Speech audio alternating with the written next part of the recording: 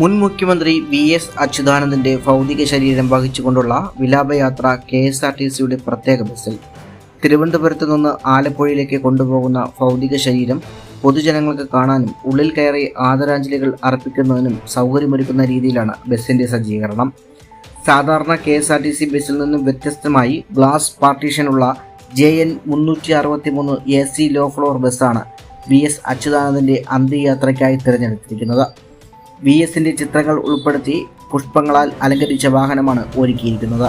കുറച്ചു സീറ്റുകൾ ഇളക്കി മാറ്റി ചുവന്ന പരവതാനി വിരിച്ചുള്ള ബസ്സിൽ ജനറേറ്റർ, ഫ്രീസർ തുടങ്ങിയ സൗകര്യങ്ങളുമുണ്ട്.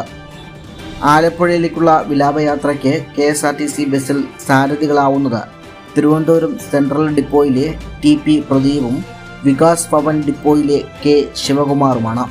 പ്രധാന ബസ്സിനെ അനുഗമിക്കുന്ന രണ്ടാമത്തെ ബസ്സിന്റെ ഡ്രൈവർമാർ സിറ്റി ഡിപ്പോയിലെ H നവാസും പേർക്കുട ഡിപ്പോയിലെ V ശ്രീജേഷുമാണ്.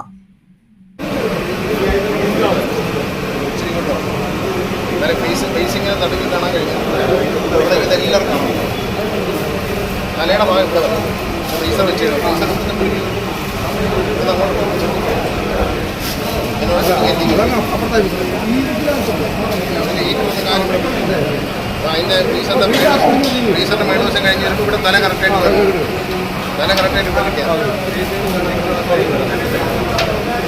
ഇരിക്കുന്ന ഫ്രീസർ അവിടെ ഇരിക്കുന്നത് സൈഡിൽ ഗ്ലാസ്